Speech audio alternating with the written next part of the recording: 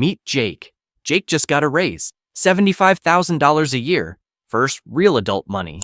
And what does Jake do? Does he invest it? Save it? Build wealth? Nope. Jake walks straight into a Cadillac dealership. Blue hoodie on, chest puffed out, credit score questionable. And he drives out in a brand new Cadillac Escalade. Black, shiny, $100,000 worth of pure ego on 4 wheels. Jake feels like a king. Jake feels unstoppable. Jake feels like he finally made it.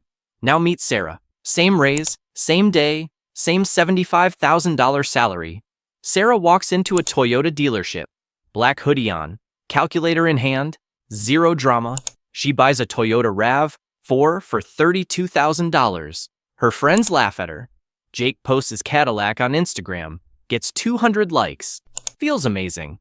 Sarah opens her investment app, gets 0 likes. Feels even better.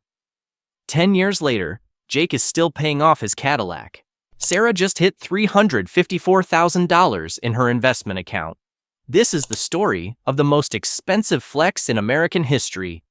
And today we are going to do the math. Now before you say, Jake deserves to enjoy his money, hear me out. Nobody is saying Jake cannot buy a nice car.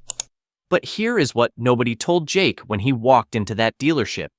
That Cadillac Escalade was not going to cost him $100,000. It was going to cost him $450,000. And Jake had absolutely no idea.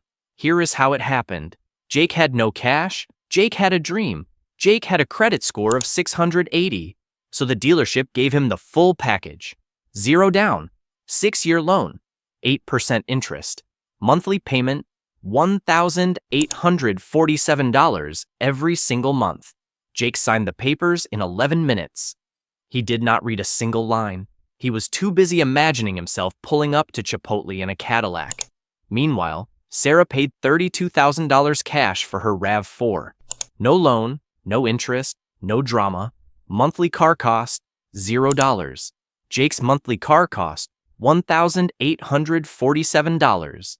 That is a difference of $1,847 every single month. Every single month. Let us do the actual math because this is where Jake's life falls apart. Jake's Cadillac loan, 6 years, $1,847 per month. Total amount Jake pays to the bank, $132,984. For a car that cost $100,000, Jake paid $32,984 extra in interest alone, just to borrow money to buy a car. That is like going to McDonald's, ordering a burger, and then paying the cashier $32 extra just because you did not have cash. Absolute madness. But wait, it gets worse. On the day Jake drove that Cadillac off the lot, the car lost 15% of its value, instantly, before he even got home. $100,000 Cadillac, worth $85,000 the moment he pulled out of the parking lot. 6 years later, when Jake finally pays it off, that Cadillac is worth maybe $35,000. Jake paid $132,984 for something worth $35,000, a loss of nearly $100,000 on a car. Now, let us look at Sarah. Sarah paid $32,000 cash, no loan, no interest. But here is the real magic. Sarah took that $1,847 that Jake was spending every month on his car payment, and she invested it every single month into a simple index fund, 10% average annual return. After 10 years, Sarah's investment account, $354,000. Jake's net worth from the car, negative $97,984. The difference between Jake and Sarah? Over $450,000. From one car decision, one single decision at a car dealership.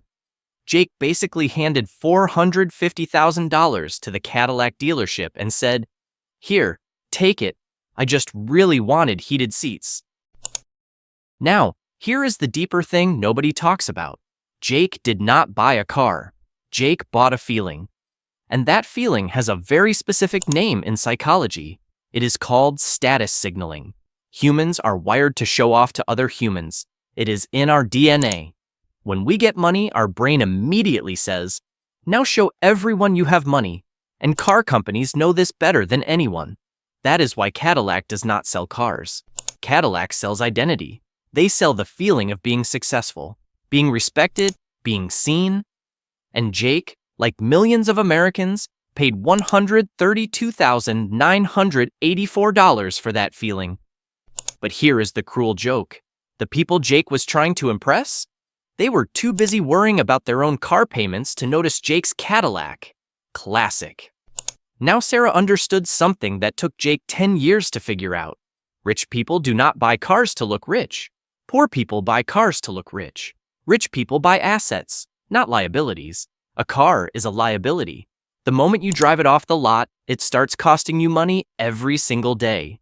Depreciation, insurance, maintenance, fuel, registration. A Toyota RAV4 does the exact same job as a Cadillac Escalade. It gets you from point A to point B. The only difference is one comes with a $1,847 monthly bill and financial anxiety, and the other comes with a $354,000 investment account and freedom. Sarah chose freedom. Jake chose Instagram likes. So what do you actually do with this information? Step 1. Before you buy any car, calculate the true total cost, not the monthly payment, the total cost. Monthly payment times the number of months plus interest. Then add insurance, maintenance, fuel, registration. Every year, a new car costs you on average $12,000 to own and operate. Write that number down. Step 2. Ask yourself this one question. What is the opportunity cost? Opportunity cost means what else could this money do? $1,847 per month invested for 10 years at 10% returns. $354,000.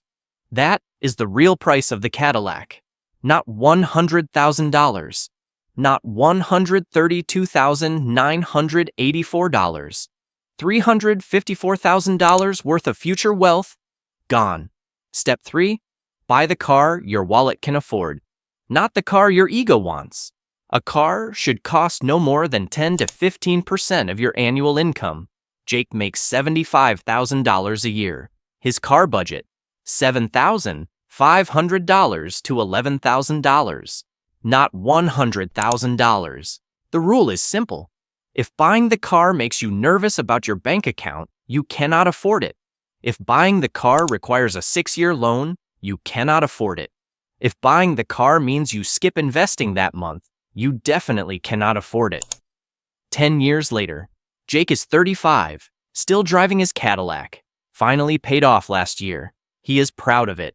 It still looks good, but it is worth $22,000 now, and his investment account has almost nothing in it. He spent his entire financial prime paying off a depreciating asset.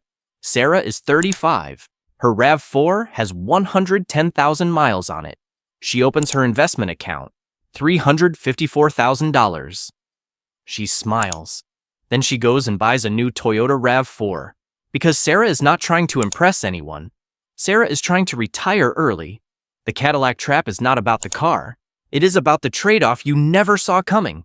Every dollar you spend on looking rich is a dollar that could have made you actually rich. Jake learned this lesson at 35. You just learned it today. Do not be Jake. If this video made you rethink your car decision, now before you go, I have one question for you. What is your dream car? Drop it in the comments right now.